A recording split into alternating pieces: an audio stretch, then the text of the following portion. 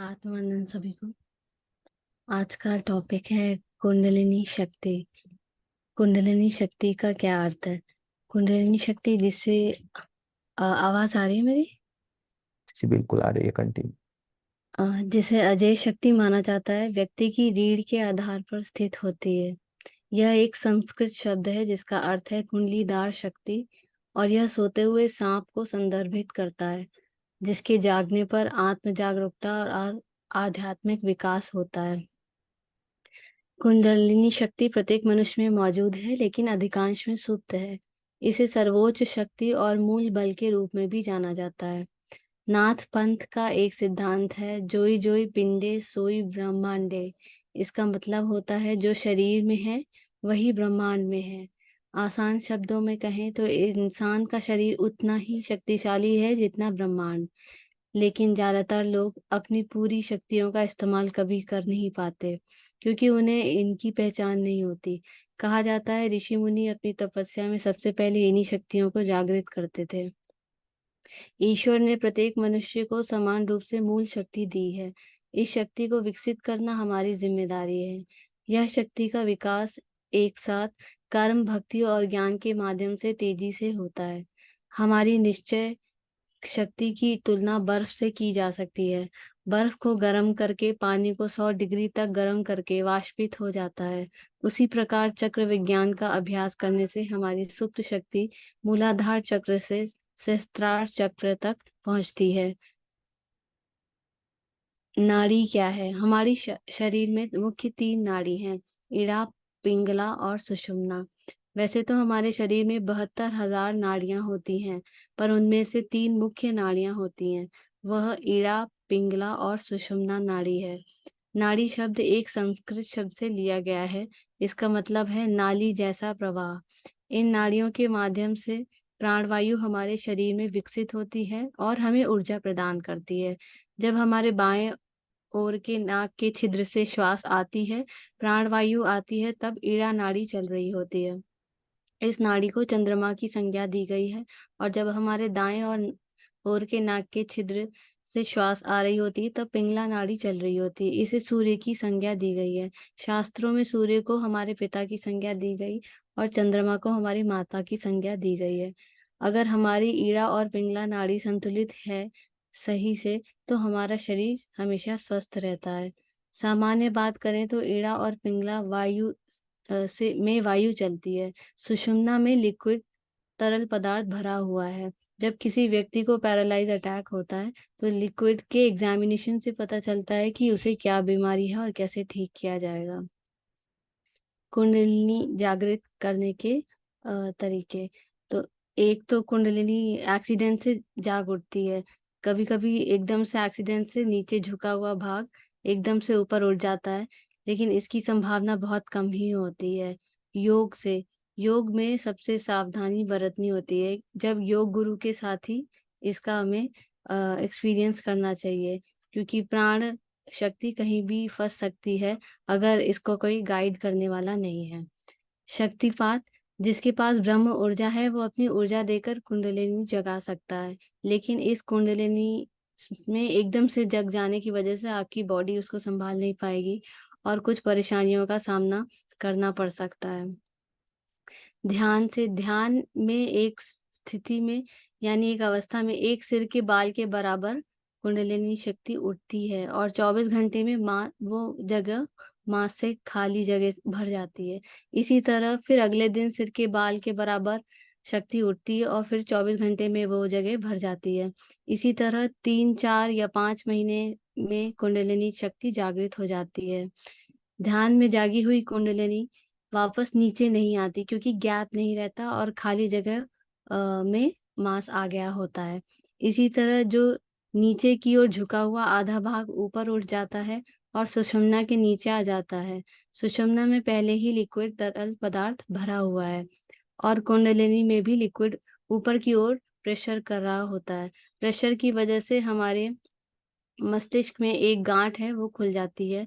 गांठ के खुलने से लिक्विड मस्तिष्क से नीचे माथे पर आता है और माथे से होकर 2 आंखों के बीच में ब्रह्मरंध्र जिसे कहते हैं वहां पे जाता है। ब्रह्मांड को मेडिकल भाषा में बर होल कहते हैं। जब ब्रह्मांड खुल जाता है तो लिक्विड बाईं गाल से होते हुए नीचे की ओर नाभि से टपकता है। नाभि में तो पानी है, और जब पानी ऊपर लिक्विड टपकता है तो उसमें आवाज आती है। जैसे आपने देखा होगा, जब आप तालाब में कांकड़ी फेंकते हैं तो आवाज आती है और हलचल भी मचती है। तो उस आवाज को अनहद नाद कहते हैं। अनहद अर्थ है बिना बजाया हुआ, नाद अर्थ है आवाज। अनहद नाद, बिना बजाया हुआ आवाज। जब एक बूंद गिरती है तो आवाज आता है, और जब एक बूंद का आवाज खत्म नहीं होता तो दूसरी बूंद गिर जाती है। इसी तरह जो पहली बूंद का आवाज खत्म होने से पहले दूसरी बूंद का आवाज शुरू हो जाता है। अर्थात जो अनहद नाद होता है वह निरंतर चलता रहता है। इसीलिए कबीर ने कहा है, बरसे कमल भीजे पानी। कमल यानी माथा, और लिक्विड नाभि से होकर मूलाधार को जा पहुंचता है, और मूलाधार में कुंडलिनी है। तो मतलब क्या है, पूरी बॉडी के अंदर एक सर्कल काट के फिर उसी में चला गया। तो लिक्विड का एक साइकिल बन जाता है जो निरंतर चलता रहता है। जैसे कि पानी से बिजली पैदा होती है, इसी तरह लिक्विड नाभि में गिरने से कॉस्मिक एनर्जी, ब्रह्म ऊर्जा पैदा होती है। इसी कॉस्मिक एनर्जी से आत्मा शरीर से बाहर निकलकर यात्रा करती है। जब तक यह सर्कल शुरू नहीं होता तब तक कॉस्मिक एनर्जी नहीं बनेगी। इसलिए जब तक कुंडलिनी जागृत नहीं होती तब तक हमारा ध्यान को कुंडलिनी जागृत करने में ही रहना चाहिए। कुंडली जागृत करने का सबसे सीधा और सरल मार्ग ध्यान मार्ग ही है।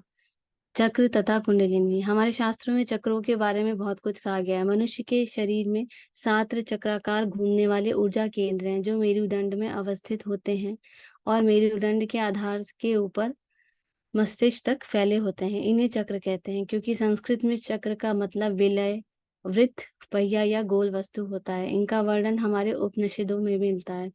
प्रत्येक चक्र को एक विशेष रंग में प्रदर्शित किया गया है, एवं उसमें कमल की एक निश्चित संख्या में पंखुड़ियां होती हैं।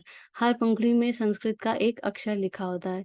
इन अक्षरों में से एक अक्षर उस चक्र की मुख्य ध्वनि का प्रतिनिधित्व करता है। यह चक्र प्राण ऊर्जा के केंद्र हैं। यह प्राण ऊर्जा वाहिकाओं में बहती है जिनको नाड़ियां कहते हैं। सुषुम्ना एक मुख्य नाड़ी है जो मेरुदंड में अवस्थित रहती है। दो पतली ईड़ा और पिंगला नाम की नाड़ियां जो मेरुदंड के समानांतर क्रमशः बाईं और दाहिनी तरफ से उपस्थित रहती हैं। चक्रों के नाम, पहला है मूलाधार जो कि आधार चक्र है।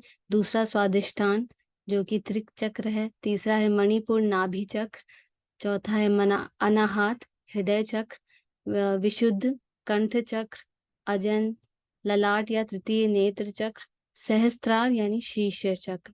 कुंडलिनी को जब हम ध्यान के द्वारा जागृत करते हैं तो यही शक्ति जागृत होकर हमारे शरीर के सभी चक्रों को क्रियाशील करने का काम करती है।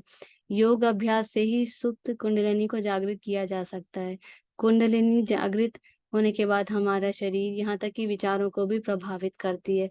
यह हमारे नकारात्मक विचारों को सकारात्मक करती है। कुंडलिनी योग अभ्यास करने का तरीका। योग करने के लिए सबसे पहले अपने मन और शरीर को पवित्र करना चाहिए। मन को पवित्र करने के लिए बुरा ना सोचें, सत्य बोलें और सबके प्रति अपना व्यवहार अच्छा करें। शरीर को पवित्र करने के लिए सादा भोजन ग्रहण करें तथा उपवास रखें। इसके लाभ, यह मन, शरीर और आत्मा को एक रेखा में ले आता है। इससे रोग प्रतिरोधक तंत्र मजबूत होता है। इससे रक्त शुद्ध होता है। यह तनाव और अवसाद को दूर करने में मदद करता है।